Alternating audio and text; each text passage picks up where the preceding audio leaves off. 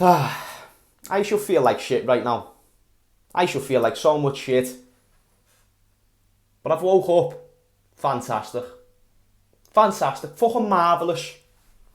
And I just wanted to do this video and I just wanted to have a chat because it's my channel and I enjoy having a chat with the people who are regular watchers and decide to watch each video and, you know, every video. By the way, thank you very much for that.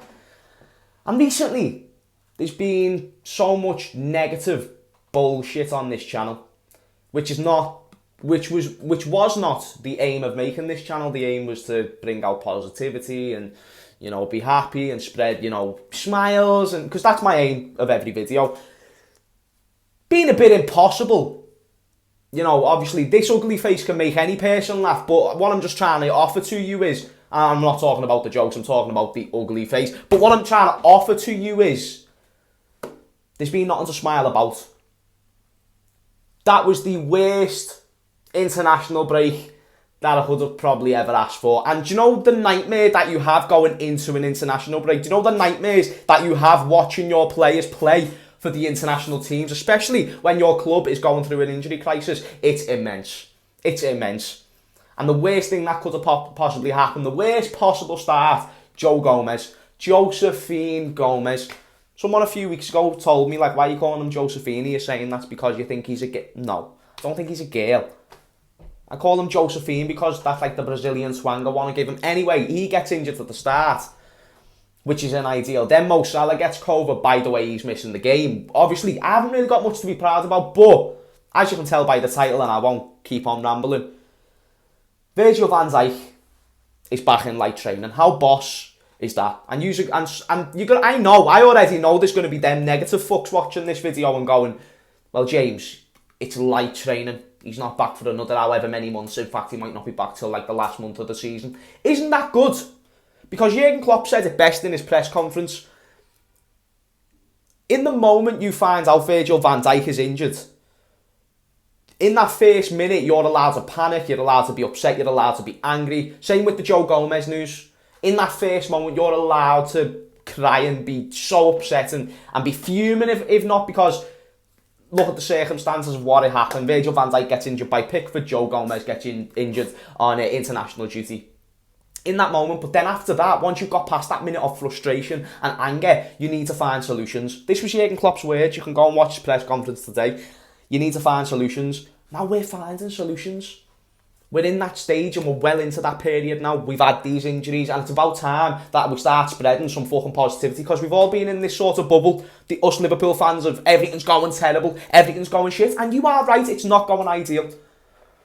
But this is good news. This is fantastic news, and I am very happy to hear that the absolute beast, the man made of steel that is Virgil van Dijk, it's fantastic to hear that he's back, and I couldn't be prouder of him, because you know what, mate?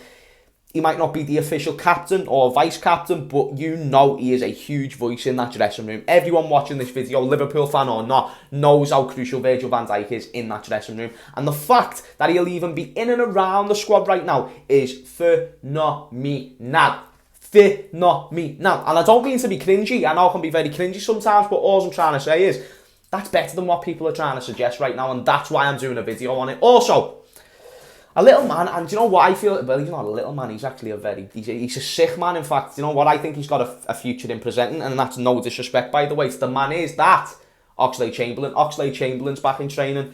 Again, light stuff, we're probably not going to see him for a while, but don't you feel, and let's have a debate, we haven't had a debate for a while, don't you feel that Oxlade-Chamberlain has been robbed of a great career? And I know a lot of people have, some people can say, but Daniel Sturridge was, and, you know, other players was, right. But don't you think Oxlade-Chamberlain, the man that we're talking about right now, has been robbed of a career? Because I really think he has. And even though he's won a Champions League,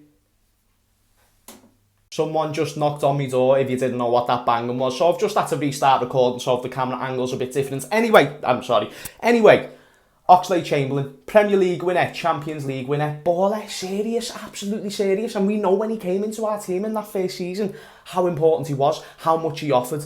And I've missed that. That first season in the Champions League, you can say he's crucial, integral, in fact, to us getting to the final. And that season he exploded, and that 40 million price tag that before was really, really large and really a huge sum just became small straight away, and he's been robbed of being able to live up to that 40 million and beyond because of injuries. And it's sad, and this happens in football, and it's crap. But isn't it good news that he's back?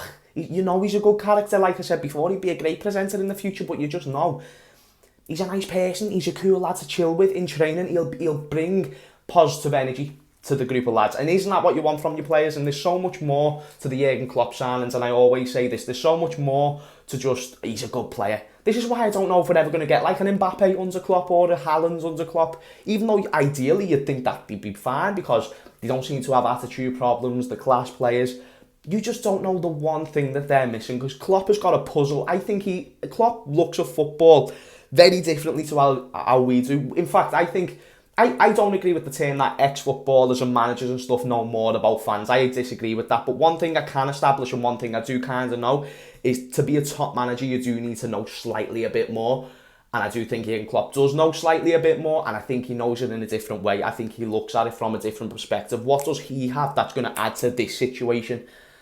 And that's just how it is. He doesn't look at it from the simple point of view, and that's what I like about Jurgen Klopp, and that's why I like the fact that we've got players like Oxlade-Chamberlain, because at the time, it didn't make loads of sense signing Oxlade-Chamberlain, yet we needed players in the midfield, and yes, we needed more offensive options, but it didn't make a boatloads of sense, and I don't know if I'm the only one who's going to agree on that, but even looking at players like Naby Keita coming in and hasn't been able to live up to it, it's good to see that Oxlade-Chamberlain is now back, and hopefully we'll get a good chunk of this season to get to prove himself, and I really hope he does.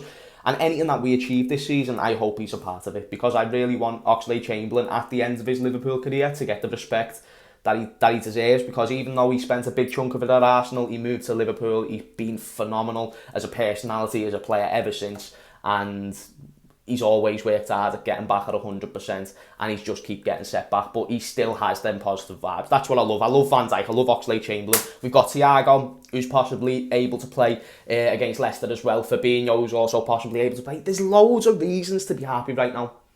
More than one, and I think that's what us Liverpool fans, because most of us are Liverpool fans, but even neutrals need to realise that we're in an okay position, and even though it's not ideal, and it is still shit, I'm saying an okay position, it's a bit less than okay, but at least we've got the best man for the job in Jurgen Klopp, and at least, like I said, Virgil van Dijk's coming back, Oxlade's coming back. I wanted to do a positive video. Why? Because it's my YouTube channel. Why have I got this? Anyway, let me know if you want to just see more of these little sit-down videos, and thank you so much for supporting. You know I love every single one of you. She's at all belter, and yeah, I will see you later from me, Mini Mo, and Mini Manny. We're out. Peace out, people.